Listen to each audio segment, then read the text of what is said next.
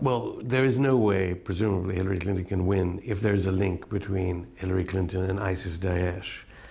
Now, I know your WikiLeaks is reviewing all these different emails. You have so many of them, and you need to look at them and who they can damage, who they can't, all sorts of things WikiLeaks does before releasing them. President Obama is now bombing ISIS-Daesh positions in Libya, so it's reported.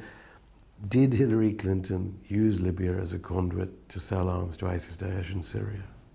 The US government, at the time that Hillary Clinton was in charge of foreign policy, did use Libya as a conduit to get arms to jihadists in Syria. That's well established, not just by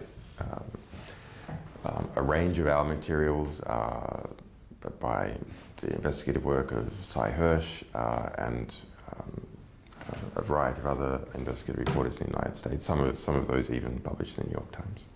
And any of the emails, I mean, you have mentioned that Libya comes up in so many of the emails that you've been releasing. As regards Hillary Clinton as Secretary of State. In the batch of 32,000 emails we released a few months back, there are 1,700 in relation to Libya. So including, I suppose that the most useful one is, which is colloquially referred to as Hillary Clinton's Libya brag sheet. So she was documenting all the ways in which she led the invasion of Libya in a political and, to a degree, an organizational sense. So pushing it within the US government, bringing in the European partners, et cetera, et cetera. Okay. Even going there herself personally. Anything to add to reports that, according to the French papers, the big French industrial conglomerate Lafarge, which has been donating money to the Clinton Foundation, and has got the reports in the French press were it was it was relating funds with ISIS-Daesh.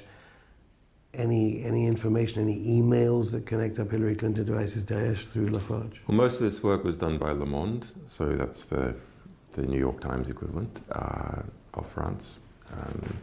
And so what they show is that Lafarge, which is a giant, amongst other things, a giant concrete company, transnational concrete company, was involved in Syria. There's, interestingly, more than 350 Lafarge-related emails in our Syria emails release. So that's 2 million emails that we published about Syria, including the personal emails of the President Bashar al-Assad.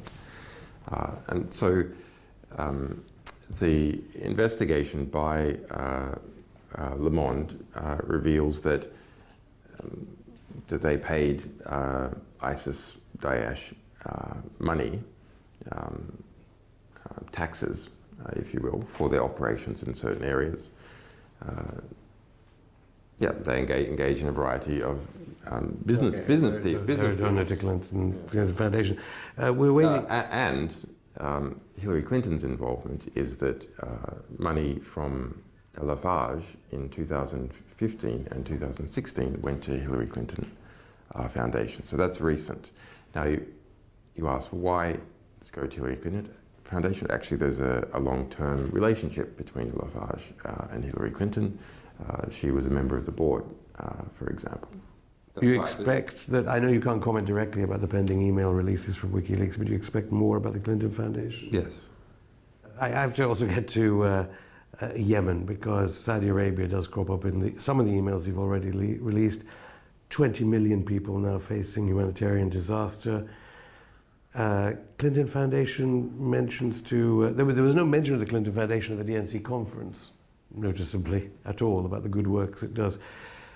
Do you think part of it is that connection to Saudi Arabia, let alone the 28 pages connection of 9/11 to Saudi Arabia? What is the connection between Hillary Clinton and Saudi Arabia that certainly got Israel angry? Well, it's extensive. I mean, the relationships between Hillary Clinton and Saudi Arabia, between the Clinton Foundation and Saudi Arabia. Saudi Arabia is probably the largest single donor to the Clinton Foundation. And you can see Clinton's arms export policies while she was Secretary of State, favoring extensively Saudi Arabia. Yeah, William Binney, the whistleblower who's been on our show, says that the NSA can easily get access to all these emails. So if there is illegality in the pending emails of your release, or malfeasance in the ones you've already released, President Obama could presumably act on it and get Hillary Clinton charged, regardless of whether you're about to release an email, which would mean that James Comey of the FBI would have no alternative but to arrest Hillary Clinton. Well, our view, which we have already stated, is that if the evidence that the FBI has is enough for a grand jury to indict already.